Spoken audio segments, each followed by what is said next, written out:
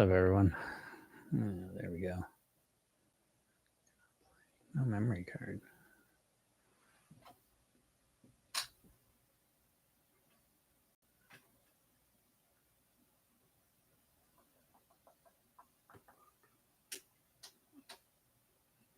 What is happening? What's up, everyone? This isn't gonna happen.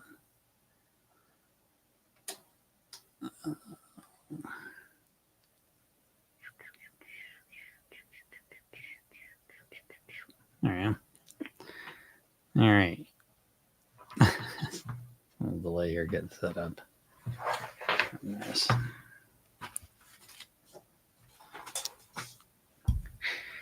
All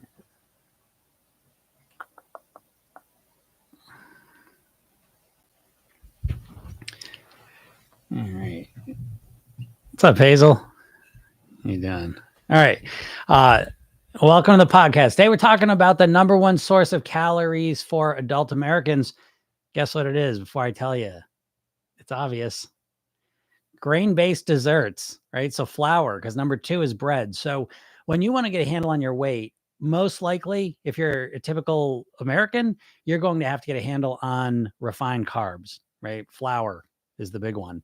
And so obviously you probably know about this already. One of the biggest diets around is keto and been Atkins for a while. So we know this, but the point is you don't have to go into ketosis, right? Ketosis is an overreaction. It's a marketing pitch to sell you on an extreme plan. There's no need to go into ketosis to lose weight. All you need to do is reduce the calories. And again, most of the calories or a lot of the calories you're consuming are probably refined grains. And so you don't have to get rid of all of them. You probably just have to start cutting some of them down. And once you do that, again, your body starts to function a bit better. Grains in general, compared to higher source proteins, fruits, vegetables, are typically a lower source of calories, nutrient-wise. And so, again, you have three options to lower your refined grain consumption: reduce, replace, remove. And out of the three, remove's the hardest, right? So, again, that's kind of the keto, completely remove them. You do not need to do this. If you want to, go ahead.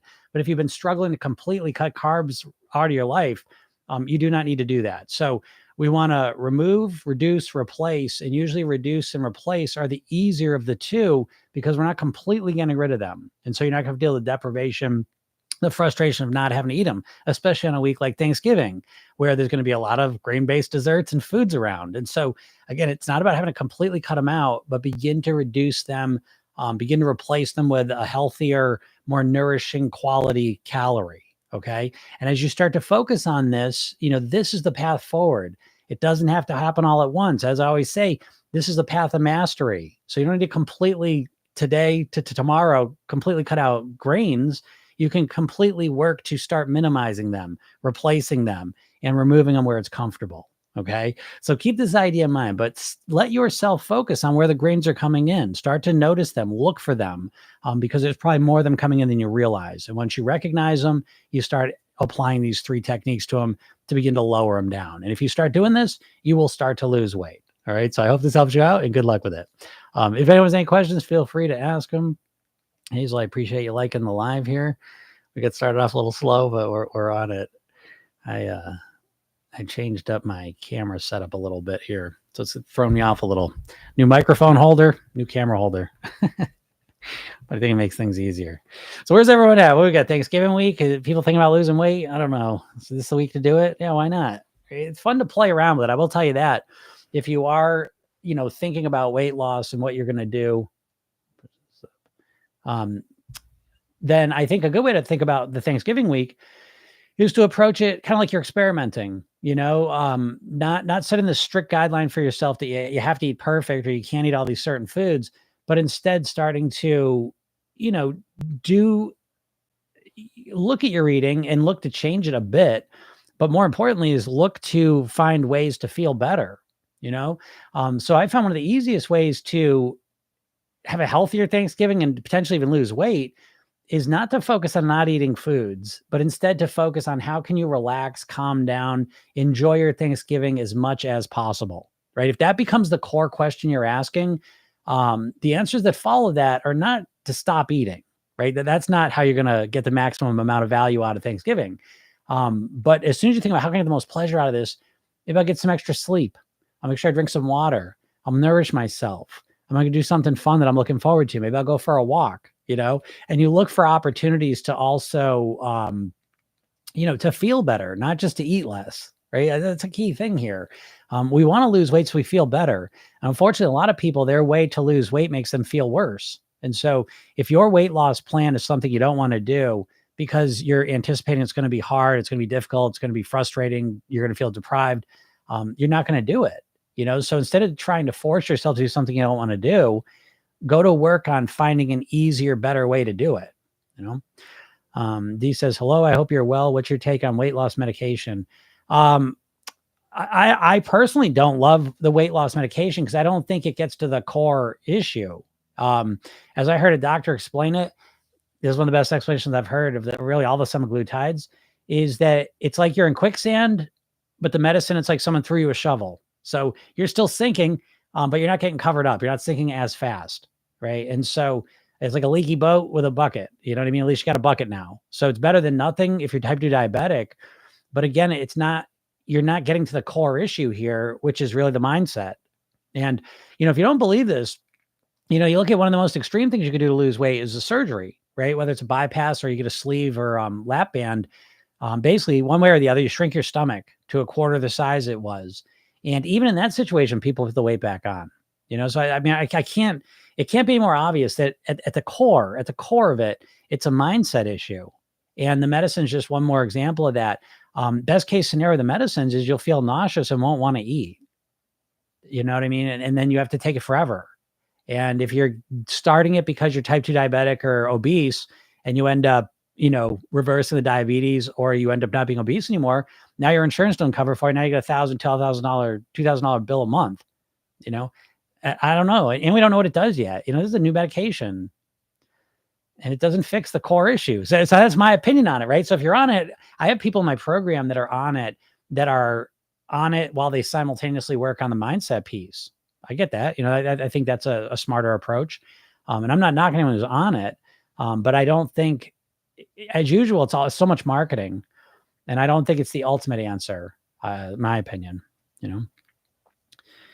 for weight loss, right? If you're type 2 diabetic, it's a different story.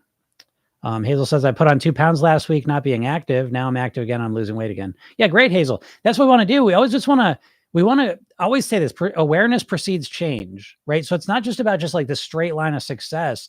It's way more about understanding cause and effect with your body, right? So when I eat this way, my weight's going down. When I live this way and active this way, my weight's going down. When I stop doing that, the weight plateaus or goes up. When I eat this, blood goes up. And we're kind of connecting the dots, and we're optimizing our plan week after week after week. So again, who gives a shit if we put 2 pounds on, if we clearly see why it is, and we use that to get better? It's like people freak out because everyone thinks of their weight loss in such a short time frame that if you put 2 pounds on in a week, it's just devastating, and it doesn't matter because we're not focused on the weight loss. We're focused on living at your goal weight. That difference is the whole game here. You're fixated on losing weight, probably. All you care about is losing weight. You think you just want to get to this goal weight. And I'm sitting here telling you that's not your goal. You don't just want to lose weight. You've lost weight and then put it back on. You're not glad that you lost the weight. You're pissed that you put it back on. So you've got to learn from that, and you've got to change your focus to not losing weight, but to getting to your goal weight and living at your goal weight for the rest of your life on your autopilot. If that becomes your new goal, it becomes a completely different process and path you walk, as opposed to the goal of just wanting to lose weight. And great job, Hazel, because you're showing off why that's important. Because again, you learned from this, and now you improve and you get better. What's up, Jody? Rehearsing Thanksgiving and be prepared for the family digs that I know will be coming. Yeah, that's part of it. That's exactly part of it. Because listen, we're doing that anyways. You're already rehearsing stuff, folks, right? If you're going to Thanksgiving with people that you've gone to Thanksgiving with before, in places that you've gone to Thanksgiving before, you are now rehearsing and expecting that your Thanksgiving is going to go just like it has the last few years. You're anticipating you're going to drink too much, eat too much, get offended by stupid things family says or whatever. I don't know what your thing is. Or you imagine you're going to go in there, you're going to eat perfectly, you're going to love it, you're going to have a great time, whatever. I don't know what you're expecting and rehearsing, but you're expecting and rehearsing something about Thanksgiving.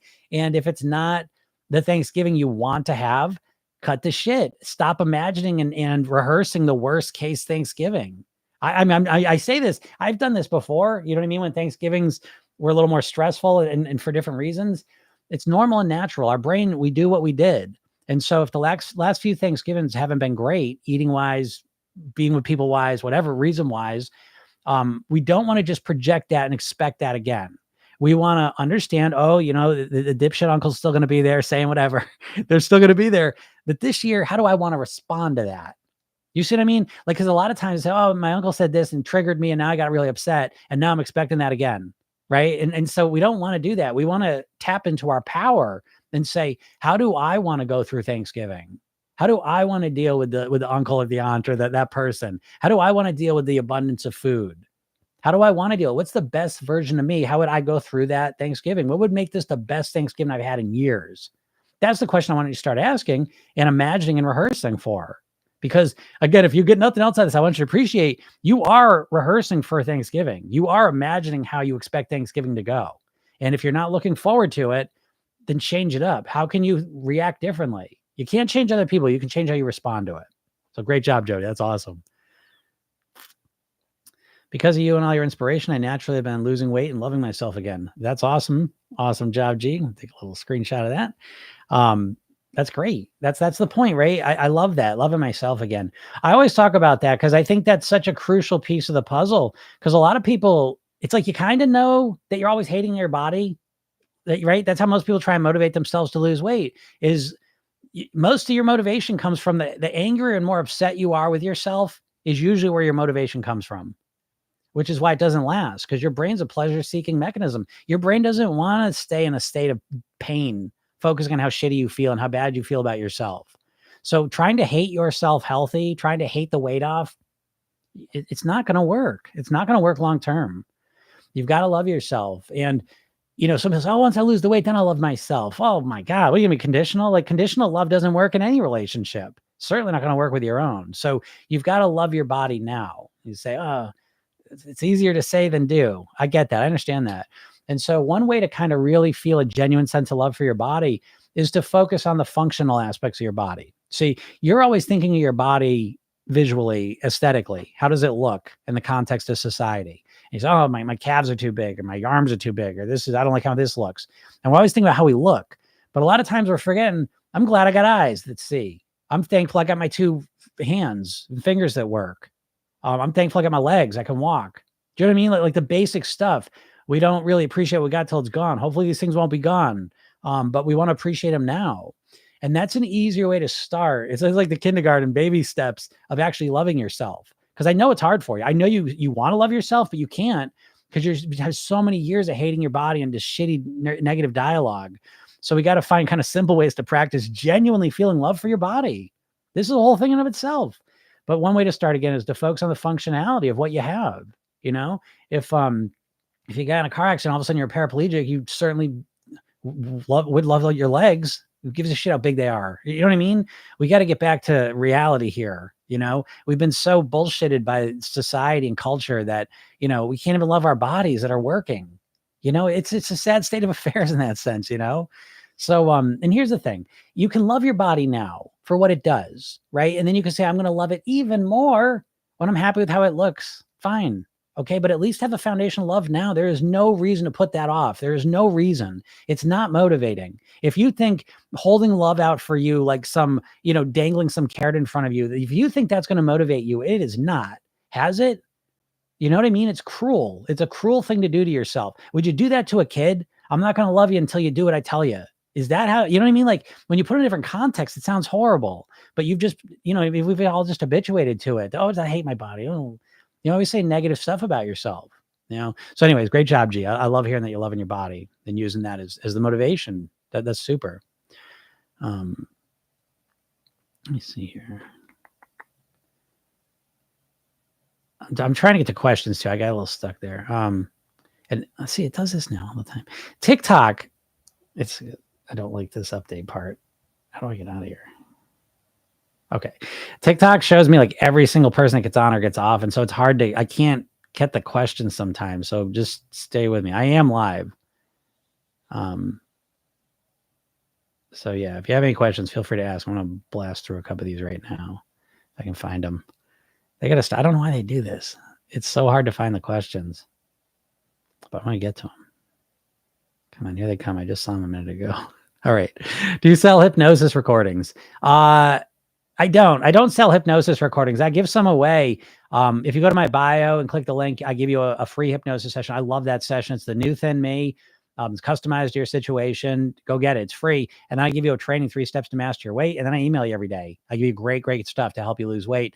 And then if you go to like SoundCloud, if you search Jim Katsoulis in SoundCloud, I have a bunch of sessions I give away. YouTube, I have a bunch of hypnosis sessions I give away. I usually just give the hypnosis recordings away, and then I have programs that I sell. So that's how I usually do it. And then there's obviously the program. I mean, if you can program yourself, then there's over 100 hypnosis sessions. Not to sound that's overwhelming. It's an 8-week program, and so you go through those very strategic way. But yeah, the hypnosis is a real big help for that. You need to change the background. You look like a member of the Heaven's Gate. Oh no. Do I? I don't remember what they used to use. I like that background. People tend to like it. If my worst habit is snacking too much and eating past full, how do I change that? Yeah, great. Okay, we got to break it up. Okay, we can't say snacking too much. Okay, snacking too much is too vague. There's snacking too much at dinner. I mean, there's snacking too much at night. There's snacking too much in the afternoon. There's snacking too much during the day. You know what I mean? So now you may do all 3. Okay, but we want to pick one first. When you are working on a habit, you've got to make it very specific. Okay, so we can't say, oh, I'm just snacking too much. That's too vague. Say, okay, what's my worst snacking? Well, my worst snacking's happen at night. My worst snacking's happen during the day, whatever. Then say, I want to work on the snacking at night. And we get real specific about it.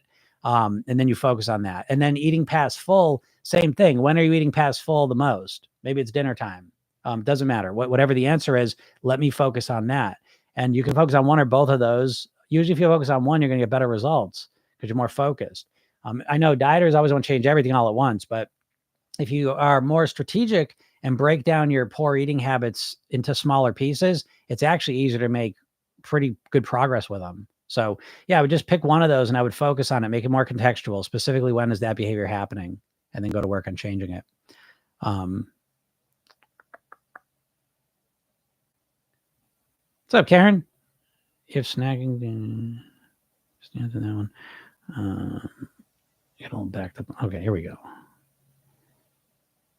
Uh-oh, Astrid. You said my eating is bad? Uh-oh. We'll talk about it tomorrow. I need to get on track fast. You do. You got to get that knee ready for sure.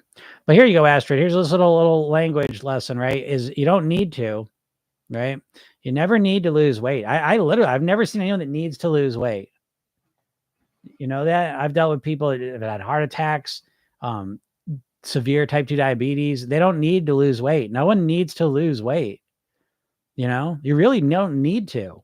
I'm just saying that. You need to pay taxes. You need to go to work if you want to make money. There are certain things you need to do, but losing weight is not one of them. I've seen the most extreme plan. People they want a new knee. They got physical issues that are acute. And if they lost the weight, they could fix them. And even they don't need to lose weight. No one needs to do it. And you got to understand that, because autonomy is one of the most important things for a human being. We need to feel in control of our behaviors and what we're doing. And the second we feel like we're not in control, like we need to, like we're being forced to, we fight against it subconsciously. So Astrid starts saying, I want to get back on track fast. Why? I want to get back on track fast. I can start losing some weight. My knee will feel better. I can get the surgery done. I can get on with that. Okay. Need to want, should to want, have to want. Okay. It feels different when you say it that way. And it's different. Semantics matter. Yep. But first, my problem. I get it, Astrid. I can't wait to hear about that either. What's up, Marcy? How do you make sure you maintain your weight after you lose it? Yeah, that's a great question. How do you make sure you maintain your weight after you lose it? This is like the greatest question I've ever been asked. Okay. And I say that, right, because that's the whole game. You know, so how do you make sure you maintain your weight after you lose it? Like, the answer is so obvious, but it doesn't seem obvious because we've been conditioned to think about weight loss like dieters, you know? And so how do you do that? Because I ask this question constantly to people when they're losing weight. I say, what are you going to do once you lose the weight? And they're very upset, right? I'll figure it out then. Well, that's how you make sure you don't know how to maintain it when you lose the weight. Okay. So how do you make sure you maintain it after you lose it? Is you start with your maintenance plan. You start with the maintenance plan, right? So let's just say your average calorie consumption's up here and you want to weigh down here. What most people do is they cut the calories down to here so they lose fast. And then they think they're going to bring the calories back up here to maintenance level. That's a hard process.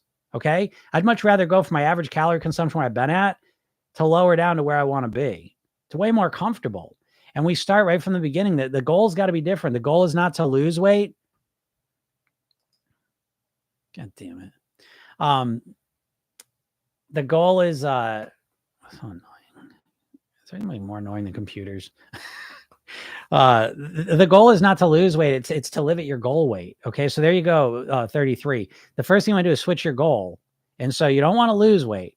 You want to you want to return to your goal weight. And then the real goal is you want to live at your goal weight for the rest of your life on your autopilot. So it's going to take you a couple weeks, months, or years to lose the weight. And then that weight loss phase is over. The weight loss is just a phase, folks. It's just a phase. And you're just obsessed with it. And that, I'm telling you, that's 99% of your problem is you're obsessed with losing weight, but you're not obsessed with living at your goal weight. And so at best, you've drastically done things that overwhelm you to cut your weight and your calories down. And you at the best case scenario, you've lost the weight. And then what have you done? You put the weight back on because you don't want to live that way forever. So if you start with the goal of, I want to live at my goal weight, everything you do is bounced off the idea, is this something I want to do long-term? As soon as you start asking, do I want to never eat a carb for the rest of my life? Right? My mind said, no, I don't want that. I don't want to live like that instantly. Can I not eat a carb for 2 weeks and lose some weight? Yeah, I could do that, I guess. You see? So as soon as you start looking at long-term, it clarifies things real fast. Because all your weight loss things are overreactions. They're not built for the long run. Are you going to live 1,200 calories a day forever? You're going to intermittent fast forever? Maybe. You're going to not eat sugar forever? Not eat carbs forever? Really? You're going to be that person? Is that what you want to do? You know, I sit in front of you as someone who's lost over 50 pounds and kept it off for over 30 years. I won blip 12 years ago. I haven't dieted at all. I hardly work out. I've never worked out consistently. I've started doing some stuff. I've mastered my eating, and I mastered my eating in a way that I love. I love the way I eat. I love the way I live. And so I have no fears of putting the weight back on because I love how I'm living and I'm always making it better. So if you focus on that from the beginning, it's not that hard. The problem is that most dieters are only focused on losing weight, and the weight maintenance is really an afterthought, you know?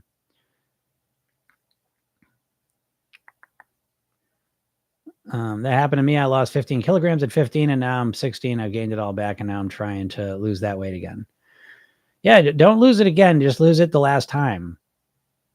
That's the key thing. But it's a mindset shift. You know, everyone's impatient. Do you eat high volume? What is your nutrition like? Do I eat high volume? I'm not sure high volume of what. I don't eat high volume calories, obviously. If I did, I'd put weight on. But my nutrition, what's it look like? I like to eat clean. So Program Yourself then we break it up into 2 categories. We have clean eating days and pleasure eating days. And so the clean eating days for me now is Monday through Friday afternoon. My pleasure days are Friday afternoon to Sunday. And so what's clean? Clean to me is there's really very little flour, very little sugar. I'm looking to eat very natural whole foods. A lot of nutrient density and variety I'm looking to put in my body. And yeah, fruits, vegetables, greens, beans, all the natural stuff. I eat fish sometimes. If I ate meat, I would eat meat, during those days, again, not sauced out and not fried and all that, healthy, cuts of meat I would eat. But so that's clean to me, so it's a typical day. I don't know. I don't really like going into that because then people are just like I created it for me. And I make this, I really mean this because I wouldn't mind. I don't care about telling you, but people are so obsessed when it comes to weight loss that it's like you lose your capacity to think and you just want someone to tell you what they eat. And then what? You're just going to do that? Well, you're not me. You don't like the foods I like, probably. You don't know my lifestyle. You haven't been eating the way I've been eating for 30 years. You know what I mean? It's just like, why? You can lose weight eating anything you want. I mean, you know what I mean? Like any type of food you want. You have to manage the calorie intake, but you can eat literally any food. You do not have to cut anything out. You have to make it fit. You know what I mean? But I could sit here and tell you what I'm going to do that. Oh, I hate this. I can't do that. You know what I mean? So it's like, I don't want you to do that. I want you to figure out what foods do I like? Start there. Which foods that are healthy do I like? Which foods that I'm eating too much that are unhealthy? Let me start working on those, so if that helps. But if you go in it with that approach, I think you can't help, but get better results. I lost about 140 pounds in a couple of years with the same mindset you promote. It is totally possible. That's awesome. I'm super glad you said that. Because everything I say, I always know. I can always tell, like, when people are either in my program or have lost weight and kept it off for a while. Like, and when I say a while, like over 2 years, usually, I can always tell when they make comments. Program Yourself Thin was born out of people that had lost weight and kept it off for 2 years. I would speak to them, I'd interview them, and I was looking to model them, not just what they ate and how they exercised. I was looking at how they thought.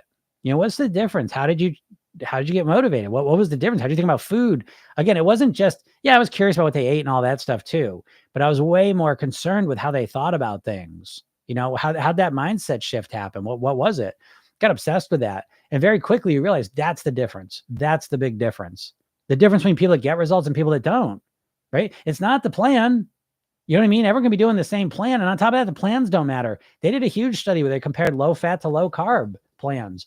And the only thing that mattered were people that did the plan, right? So whether you did, if you didn't do the plan, you didn't get results. But whether you did the plan, whether you followed the plan, whether it was low carb or low fat, people get the same results. So it's not the plans that are the problem, folks. It's the fact that you don't know how to get your mindset straight. You don't know how to get yourself to follow the plan. And you never learn that. I always say this, you got two mindsets. You got an overweight mindset, which is your normal, natural mindset. This is where you're just, like, if you think about your weight in your mindset, it's like a thermostat. Your mindset is set to that weight, and it keeps you at that weight. If you're like not thinking about food, just living your life, you eat and live and act the way that keeps you overweight. So you got an overweight mindset that's automatic and natural. And then you got a diet mindset, which is basically you fighting against your normal mindset, right? This is when you get so upset about your weight. So that's it. No more carbs, and it feels like you're just fighting against yourself, right? And best case scenario in this situation is that you diet yourself down to your goal weight. But the same problem exists. You still have an overweight mindset and a diet mindset. You can't keep dieting. So what do? Well, what do you do? 95% of the time, people put the weight back on. It's because they never change their mindset. You're never creating a thin, healthy mindset. And this is why you can't keep yourself at the weight you want to be at. But I'm glad you said it. Yeah. If you use this approach, this is the path. I came up with it in the sense that I put it together, but I learned this from all the people that successfully lost weight. It's the same story over and over. Any tips for keeping a long-term mindset? I tend to want instant results. Yeah, I get that, Julian. We all want instant results. It's hardwired into us. First of all, we're all impatient by nature, A, and B, we have a society and a culture that's constantly manipulating that. And especially when it comes to weight loss, every diet ad you've seen, and you've seen millions of them, is the before and after picture and how long it took to go from it. And it's usually an artificially short period of time. And so when it comes to weight loss on top of it, I always say, so like, you think about your weight loss like it's a sprint. That's how you think about it. And when you think about a sprint, like if you trip a little bit running a sprint, you've lost the race, right? The only thing that wins a sprint is absolute perfection. And so you think about your weight loss as a temporary thing. I'm going to diet until I lose the weight, and I want to do it as quick as possible. And because you think of it like a sprint, any little mistake feels catastrophic, So it's like, you're just so focused and everything's going to be perfect. But the second you make a little mistake, you get blown right off course. And so, yeah, how do you create a long-term mindset? I think it starts by changing the goal. The goal is not to lose weight, please. It's not to lose weight. You've lost weight. You're obsessed with losing weight. I know the mantra in your head constantly, I just want to lose the weight. I just want to lose the weight. No, you don't. It's the biggest lie you're telling yourself. You don't just want to lose the weight. You've lost weight, haven't you? And then you put it on. Are you happy you lost weight? Or are you pissed off that you put it back on? You see? So you got to change the goal from wanting to lose weight to wanting to get to your goal weight. And the big goal, I want to live at my goal weight for the rest of my life on near autopilot. I know you don't know how to do that, but you're never even aiming in that direction. I just want to lose weight. I just want to lose weight. I don't care what I got to do. I just want to lose weight. I don't even care what I got to do. That never a dumber sentiment has ever been uttered. You know what I mean? Are you kidding me, folks? You don't care what you got to do to lose the weight? Really? What are you talking about? Like, why do you think you're not doing it? Is it because you don't want to lose weight, or is it because you don't want to do the plan? It's because you don't want to do the plan. So you do care about what I got to do. When people say, I don't give a shit what I got to do, I just want to lose the weight. I just like, oh, go like, my head going to blow up. Of course you care. That's why you're not doing it. That's why you're not doing it. It's not rocket science. It's not bullshitting yourself. You absolutely care how you're going to lose the weight. So start focusing on that. And you're not. I got to start keto. I can't start this week. It's Thanksgiving week. The week after, Monday, I'm going to start my keto plan. Oh, God. If you can't start the plan today, I always joke, program yourself thin is the only plan I ever see anyone start on a Friday, Thanksgiving week. Why? Because it's not about strict meal plans. It's not about deprivation. It's about calming yourself down and relaxing and changing your mindset so you naturally make healthier food decisions. Right. But your diet's miserable, and that's why you don't want to do it. And until it's not miserable, you're never going to do it any long term. So you got to stop just ignoring that fact that you hate your weight loss plan. Thanks, Julian. I'd been obese since childhood, only 8 pounds overweight for the first time ever and still losing. That's amazing. That is so great. I'm proud of you, because that's the hardest challenge, I think. I think the hardest challenge is obese from childhood, because your whole self-image is being overweight. Your whole life, your identity has been overweight. And so it's extra hard for you. It is easier for someone who is thinner than put the weight on and then loses it. That is easier. You got the neural networks of thinking yourself as a thin person, the habits, the behaviors, the lifestyles, all that stuff. And so to do that from being obese your whole life, that's quite an accomplishment. Great job. And 8 pounds overweight for the first time ever and still losing. It's amazing. Great job. Super proud of you. And especially the way you said you're doing it, that's great, because you're setting yourself up for the long-term success, which is what I'm always so focused on, because there's nothing worse than losing the weight and putting it back on.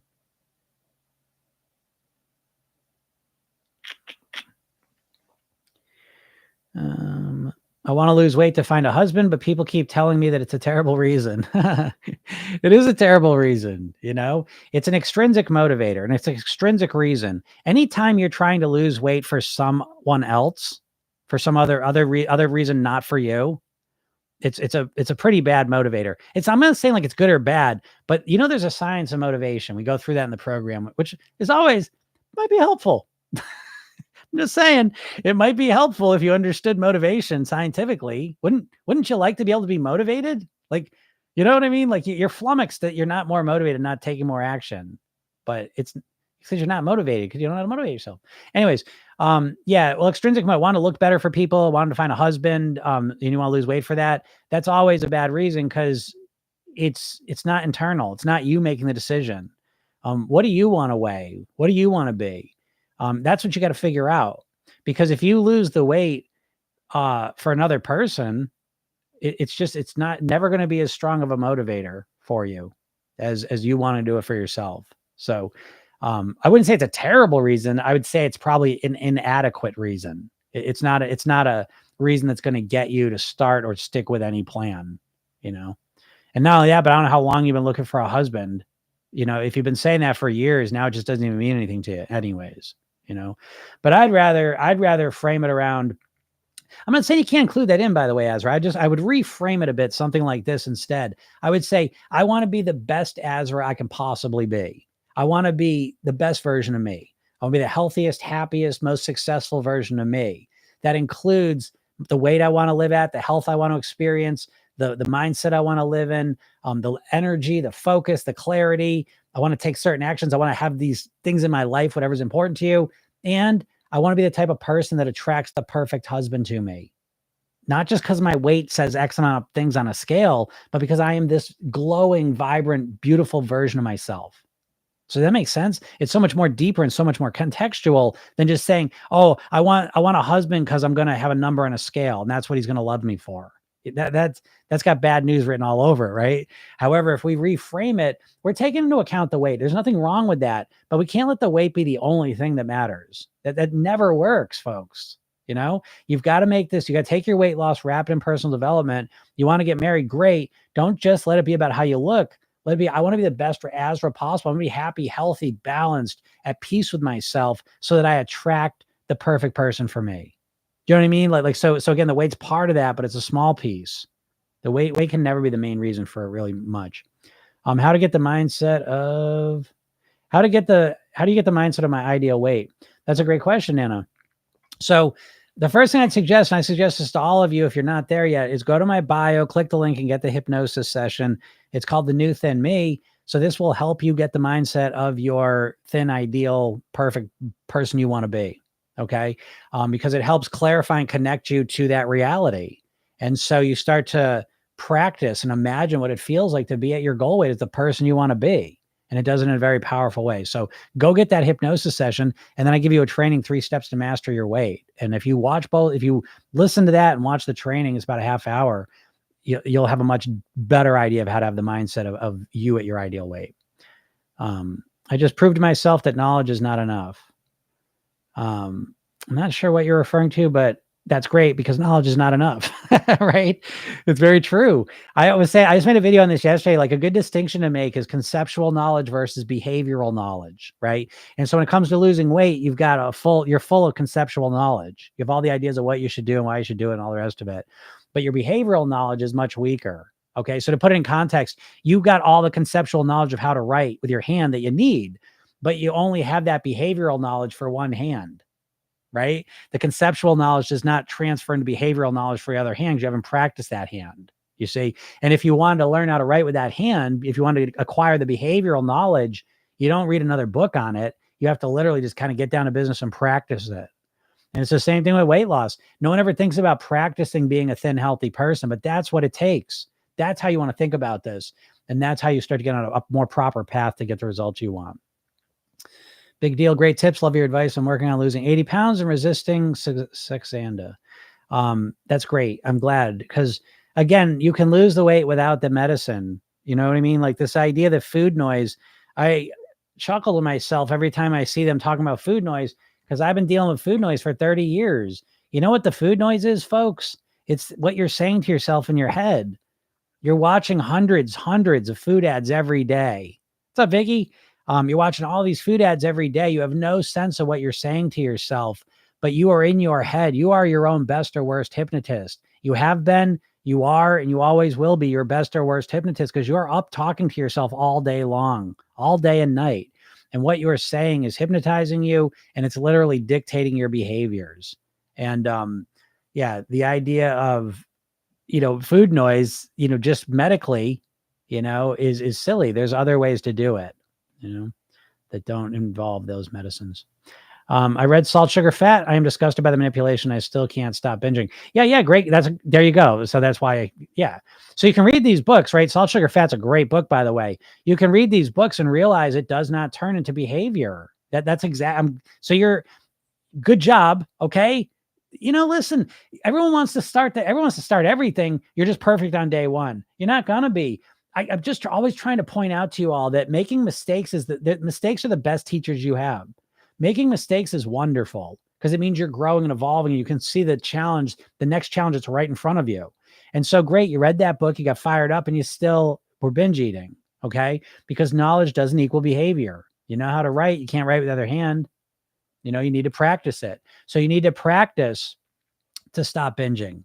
And so the way you do that now is you break the binging down. Not all binges are the same. Start to work on the binging that happens after dinner. Work on the binging that happens in the afternoon. I don't know when it's happening for you, but pick the worst binging pattern. No, binges don't just happen spontaneously all the time. They happen very pattern oriented. All of us are like this, folks. Your worst eating habit is a habit that's happening daily or weekly, multiple times. Okay. Start with that. Don't try and change all of your eating all at once. A dumber idea has never been stated. It's stupid. You can't change all your eating all at once, long term. So pick your worst eating habit, your worst binging habit, and go to work on figuring that one out. Can you talk more about how to stay motivated when the scale goes up and down so much? Yeah, well, okay, I think you're on your way with what you just said at the end. The scale goes up and down, folks.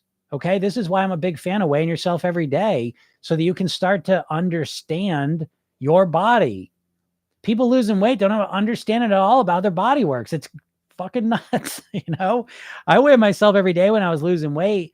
and my weight would fluctuate all over the place. The biggest fluctuation in 24 hours was 5 pounds. That's an outlier. That was unusual, but it just let me know how my body works. I started to realize if I cut the calories down consistently, it takes about 2 weeks for that to show up consistently on the scale. And if I raise the calories up, it takes about 2 weeks of the calories being raised for it to show up on the scale. These are really important pieces of information for me. Okay. Because if you're in the idea that you're going to start on day one of your weight loss and your weight loss just goes down like a straight line to your goal weight, you're set up for failure. That's not accurate. That's not how most people's weight goes. And so if you don't weigh yourself regularly, you're never going to know the fluctuations that go on with your body. So the first step is cleansing the lenses of your perception and seeing the reality of weight loss. It is not a straight line typically. It's almost never a straight line from what I've seen. When I've had clients track their weight loss, it's almost always this jaggedy line that when you zoom in, it's like, holy shit. When you zoom out, you see a trend, but it's up and down the thing. And it's like, that's one of the biggest lies that's been told to people that you're internalizing. Probably this internal idea that when you lose weight, you're going to have a straight line of success from day one down to your goal weight. And it's not true. You expect you're going to lose weight more weight than you're going to. And it's not true. And it sets you up for failure. So yeah, how do you stay motivated is you have to clarify your expectations. We talk about this in the programs. It's so important. If you're like an average dieter, your expectations are bonkers. They're bonkers. It's like the candy. I don't know if they said candy bonkers. They bonk you out. Your expectations are going to bonk you out. Your expectations are not real. They're based on literal lifetime of diet marketing, overselling everything, over exaggerating. And now you got this idea in your mind. You're going to start your diet. You're going to lose 2-3 pounds a week. It's going to be a straight line of success down to get to your goal weight. And that's not true at all. And so, yeah, how do you deal with that? You start with by clarifying your expectations so they're more accurate. You got to be more accurate, just because you want them to be faster doesn't mean it's going to be. And then you just sit with that.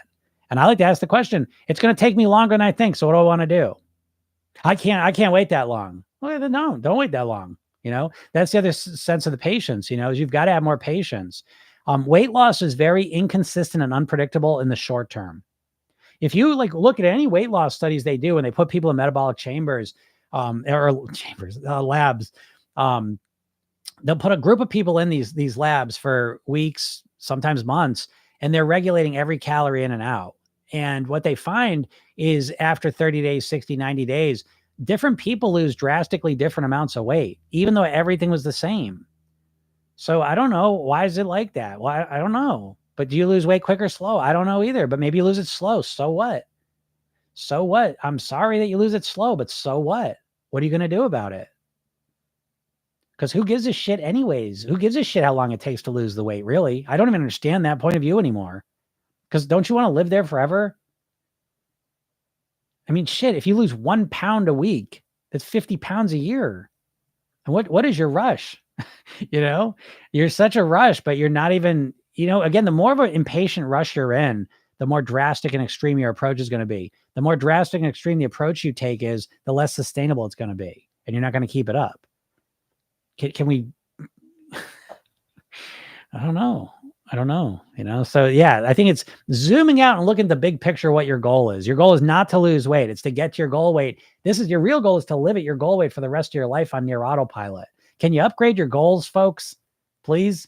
What a shitty, impoverished goal it is to just want to lose weight. You've done it. You lost weight and you put it back on. Are you still saying you want the same fucking goal? You've done it. You lost the weight and put it back on. You want to do that again? Do you? Then stop saying, I just want to lose weight. This isn't rocket science, this part. This is one of the easier parts. Please stop saying, I just want to lose weight. Oh my God. No, you don't. Why are you lying to yourself? Why you want to bullshit yourself? It's not true. Start saying, I want to get to my goal weight and I want to live at my goal weight for the rest of my life on your autopilot. That's what I want. Oh, now that's a goal worthy of some effort and some time and some patience. Wanting to lose some weight. Why? So you can put it back on again? Yeah. You'd like another serving of that? Really? Is that what you want? Vicky says the only way to get the weight off permanently is to change our mindset and lifestyle. Look at you, Vicky. Following up at perfect. That's perfect. Cannot be thin thinking, feeling, and behaving like either an overweight or a dieting person. There you go. Exactly. You got to create a new mindset. Jesus, people so impatient. I've been impatient. I know what it's like, but I've walked a number of mastery paths, and I'm talking about weight mastery. You're talking about weight loss. I just want to lose the weight. And then what? Well, I'll put it back on and lose it again because that's what I like. That's what I think. But I'm talking about weight mastery, where you step off the weight loss path and you get on the weight mastery path, and it's a path you're going to walk for the rest of your life. Because how long you want to live at your goal weight for? Till you're 80, and then you want to put the weight all on for 5 years? 6 months? How long do you want to live at your goal weight? Oh, forever? Okay. So let's make that the goal. And you're going to work on it from this day until forever. I'm fire. I'm on fire. I'm feeling fiery. I was dieting stupid. It's so stupid. Like, it's just hard to even wrap our heads around, but the problem is everyone like associates weight loss with dieting. I always say this is like the pinnacle of marketing is when you use the brand name for the product, right? So Kleenex, we'll say Kleenex instead of a tissue. We'll say a Xerox instead of a copy machine, And so, we do this with weight loss. We just say dieting, weight loss interchangeably. You've got to separate these two. You can lose weight without any dieting. No dieting necessary. No dieting need apply. We're just going to lose weight for good. One time more. That's it. I'm going to lose weight one last time, get to my goal weight and live the rest of my life there. Doesn't that feel better to even say? Words matter. Words matter a whole lot. And your subconscious mind is extremely literal. And if you're using the wrong words, that's a big part of why you're getting the wrong results that you want. So you've got to be very specific about what your goal is. And your goal is not just to lose weight. I think I'm attached to the weight I used to be. I can't seem to get that goal out of my head. Yeah, a lot of people attached to the weight they used to be. Most people, again, you have that overweight mindset, you have that dieter mindset. And part of that overweight mindset is if you've been overweight for a while, is that should become your identity. That's why I was saying, and I don't know your name, but you get the smiley, the face there.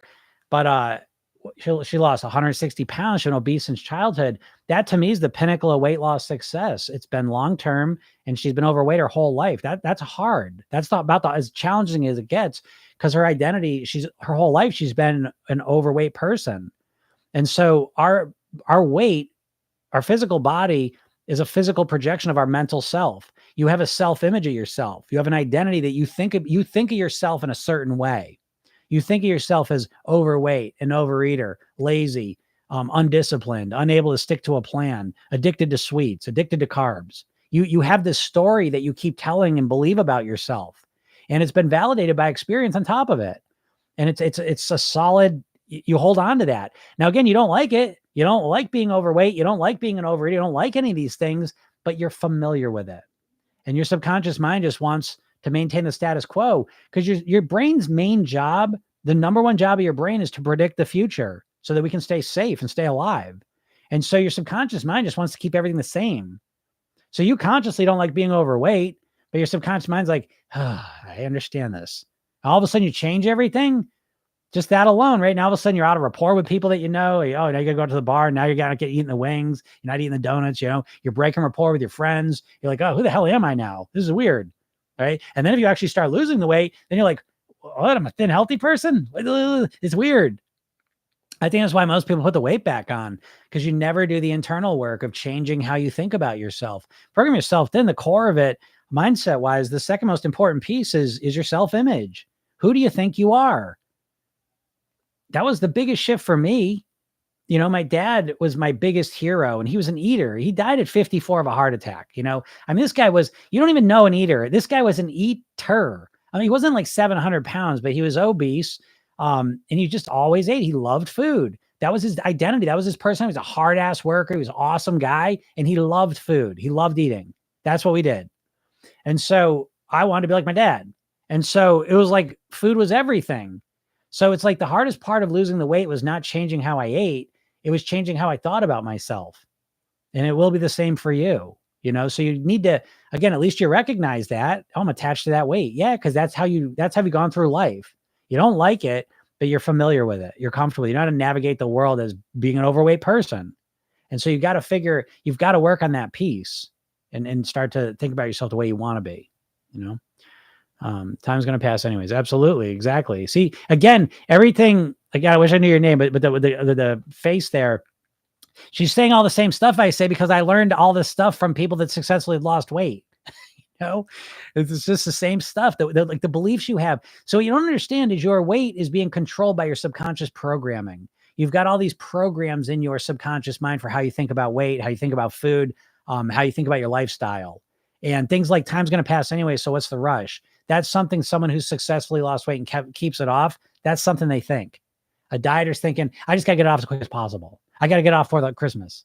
You know, always putting rush and pressure on themselves. You know, but it's just it's one thing after another. It's the programming though. Your subconscious your weight is dictated by your subconscious programming. Don't you think that's odd? I mean, you do everything you can to lower your weight, and it seems impossible, but you're able to maintain the exact weight no matter what, right? Your weight's not constantly going up. You might put a couple pounds on a year after year, but your weight's not going up 5-10 pounds every month. You know, unless you're doing something drastic. So you have this subconscious like thermostat is what it feels like, but it's really just your subconscious programming. You think, live, and eat like the weight you're at, and you don't know how to change it. And the only thing you have is your willpower where you fight against it for a little while. And that lasts for a little bit, and then you can't keep it up and you go right back to where you always do. That's because that's your subconscious programming and you don't know how to change it. You know, that's what Program Yourself Thin does. Karen says, just went to doctor and was so happy to get on scale and my BP normal now. Karen, that's awesome. Take a little clickety click. I'm going to send you a link. I don't know if this week's kind of crazy, right? But maybe next week even. Karen's in the program. And so, yeah, it's, that's so fun. That's the life. You know what I mean? Like it's important to like really remind yourself of how great it's going to be to get to your goal weight. Cause it's not just about looking better. You know, it's like going to the doctors and being excited to go to the doctors to get your blood test results, right? It's going to the doctors and you can't wait to step on the scale. You know, and they're like, oh my God, look at you. You lost it. How'd you do it? How'd you do it? You know, and then feeling in control and feeling good. That's what it's about. You know, great job, Karen. Liberated says, thank you. I appreciate your answer. Makes so much sense. Good. I'm really glad that helped you. Joe said, love the fired up, Jim, right? We get all fired up. You kind of have to treat food as medicine. You have to eat what is best for your body. Yeah, for sure. For sure. But that being said, Linda, I would also say, you know, you also have to treat food for pleasure, I think. You know, I think the idea, because I bought into that for a little while, that food's always medicine. And it's like, well, yeah, it is mostly. That's why, again, I do the 5 days of clean eating, 2 days of pleasure eating. The clean eating, I'm treating it like medicine. And on the weekend, I'm treating it like pleasure, a source of pleasure. And that balance feels really nice to me. I think the idea that we're going to treat 100% of our food like medicine, I think that's a pathway and a recipe to binge and to feel deprived. You know, so I think there's a balance there. And I think in essence, I think of that as medicine too, is my happy medicine. You know, I like looking forward to food for pleasure in its compressed, moderated way where I'm still able to live in my goal weight, you know, in its right place, you know? Vicky says we're so conditioned by dieting is the only way to lose weight that we don't know how to get to our goal weight another way and stay there forever. Yeah. Yeah. It would help if you could explain that. Yeah, that's a great point, Vicky. So yeah, what ends up happening, right, is again, you have your overweight mindset, you have your diet mindset, but your diet mindset is really just an anti-mindset. You know, if you think about it, it's like, this is for you, Vicky, but it's like your subconscious mind doesn't understand negatives. So if I tell you not to think about what I say, if I tell you don't think about a banana, you think about a banana. Right. And so what your diet is basically is like you have all your normal thoughts, feelings, lifestyle, and behavior that are going on, and they're keeping you overweight. And so these just happen automatically. You automatically think this way, act this way, do all these things. And your diet is basically don't do that. Right. And so it's like, don't eat that. Don't eat the ice cream. Don't eat the chips. Don't eat so much. So you can't eat so fast. Right. It's always trying to fight against what your natural behaviors are. And so it feels like, again, the reason weight loss is hard is not conceptually it's easy. Behaviorally, it's not as hard as it has to be. But what you're trying to do is it's like you're trying to wake up tomorrow and write with the other hand, brush your teeth with the other hand, use your computer mouse with the other hand. You can do it, but it takes lots of focus and energy and concentration because you don't have those subconscious programmings. You have the subconscious program to use your mouse and write and brush your teeth with your right hand, maybe, but not with your left. And so it's the same thing with your weight. You've got your overweight programming and your diet mindset is just trying to fight against that. And so usually what happens is at best case scenarios, you diet your way down to your goal weight. And then it's still your overweight, natural things you normally do and your diet mindset. You can't keep dieting. And so you never learn how to think like a thin, healthy person in the diet world, right? That's never a part of it. Never. There is no mindset approach. There is no diet based around a mindset approach. It just doesn't exist. And so it's always about a diet really is you fighting against yourself. And so you never learn to change yourself though. You just learn to police yourself and fight against it. And eventually when the scale stops going down, because what most people do, the motivation, even if you're successful, the motivation becomes, I'll give up the pleasure of the food for the pleasure of the scale going down. And eventually the scale stops going down. Now you know the pleasure of the food, you know the pleasure of the scale going down. Well, where's your motivation from now? And you're still thinking like an overweight person. So it's a never ending battle against yourself with the diet mindset. So Program Yourself Thin, what we're looking to do is we're looking to use all that energy that you're using to fight against yourself.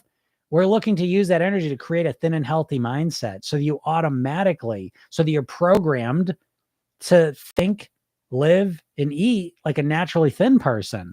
So you don't have to fight against yourself. So the things you naturally think, do, and how you eat keep you at your goal weight forever.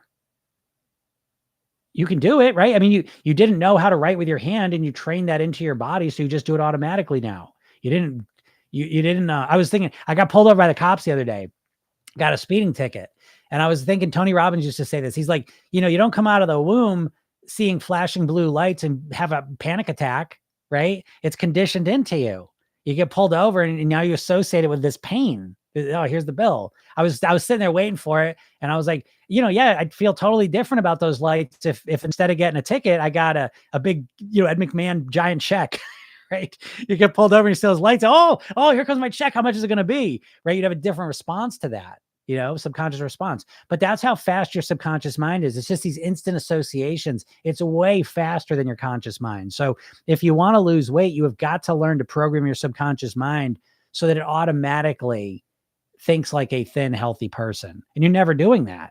You're always just trying to fight against yourself, and it's tedious and it never really works. So yeah, it's about creating that mindset.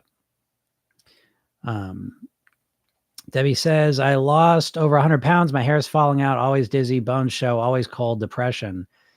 Well, okay. So to that point, this really brings up an important point, which is, what is your goal weight, folks? What is your goal weight?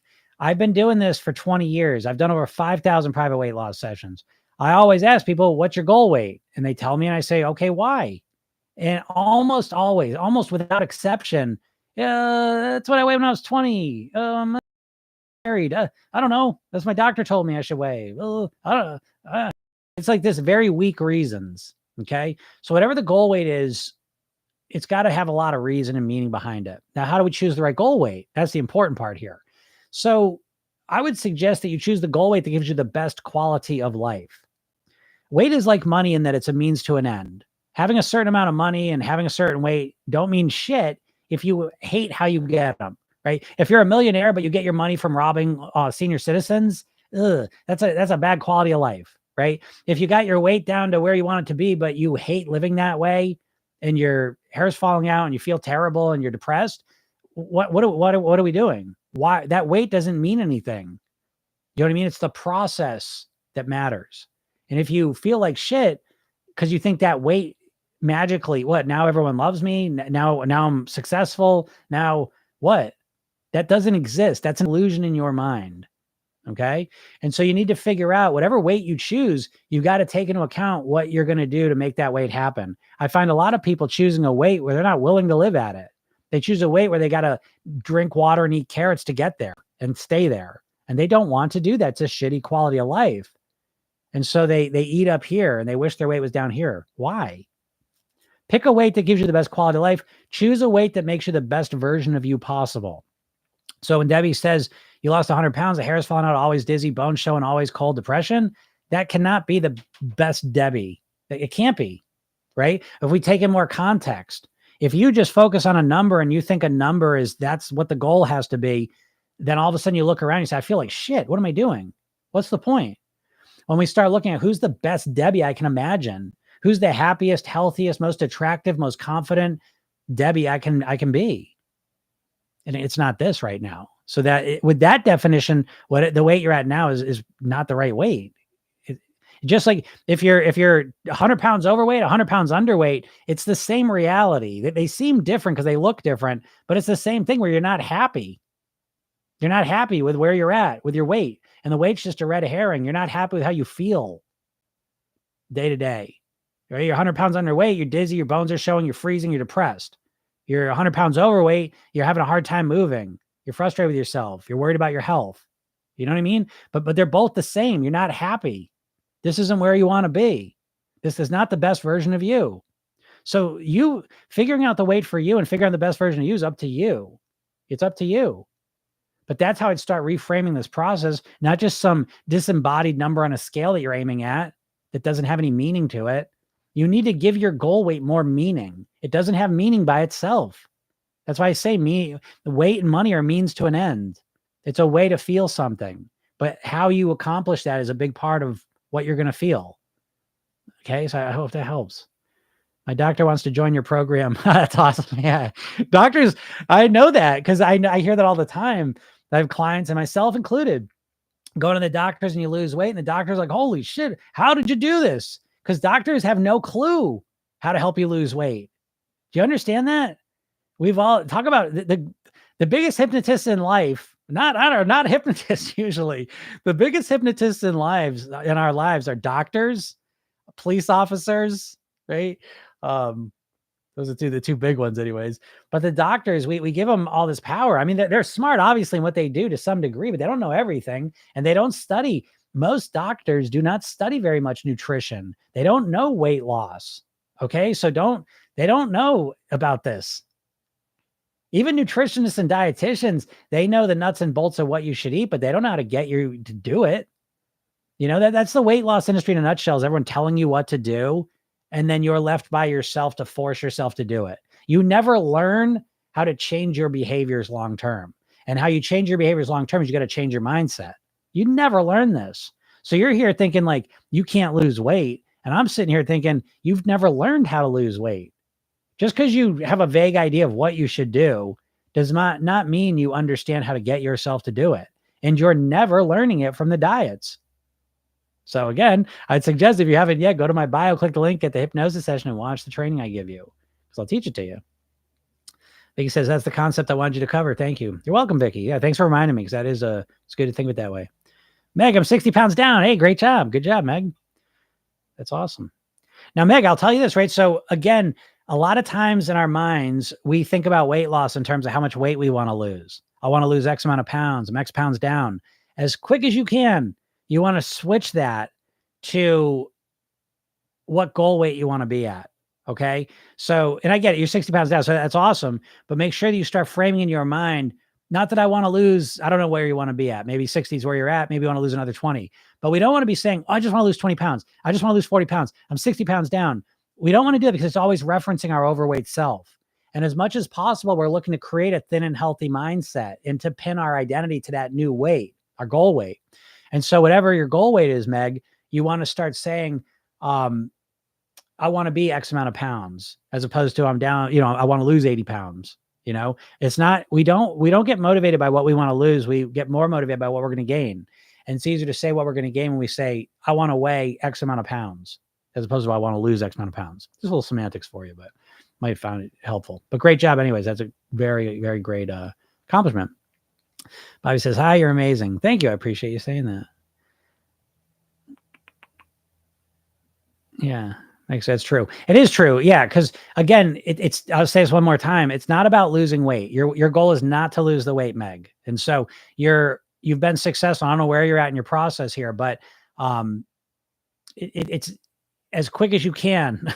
You want to start transitioning to yourself from losing weight to living at your goal weight.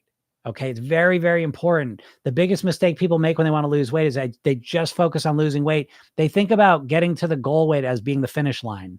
It is not. Getting to your goal weight is the starting line, folks. Because again, Meg, you've put a lot of time and energy into making this happen. How long would you like to keep that weight off for? How long would you like to live at your goal weight for? I can hear you saying forever, right? And so in your mind, start making that shift now that I want to weigh X amount of pounds. I want to be that person. And as much as you can, you want to reinforce that, Meg. and then we want to make it bigger than just the weight. So I'm doing this so I can be the best Meg possible. Who is the best Meg that you can possibly imagine? Now, one aspect of that is your weight, but just one. There's lots of other stuff. I'll be more clear head. I'll be more balanced. I'll be more calm. I'll be more relaxed. I'll be happier, healthier, more patient, more energized, whatever. But the more you can articulate all the things you get out of being at your goal weight and being that best version of yourself, the more motivation you tap into. And the easier it is to live at your goal weight on top of it. All right. Cool. All right, everyone. You guys are awesome today. I'm going to step out of here. Again, if you have not yet, please go to my bio, get the hypnosis session I give you. It's called The New Thin Me. It's a kickstart session. Watch the training I give you as well. Right after you opt in for that, I send you a training, 3 Steps to Master Your Weight. Go watch it. Go watch it. It's really good. And then you can listen to the podcast. The podcast is Program Yourself Thin on all the podcast platforms. And yeah, you can listen. I do one of these every day. This week will be a little funny because of Thanksgiving, but we'll see. Yes, Astrid, I'll see you tomorrow. So have a great day, everyone, and we will talk soon. Bye.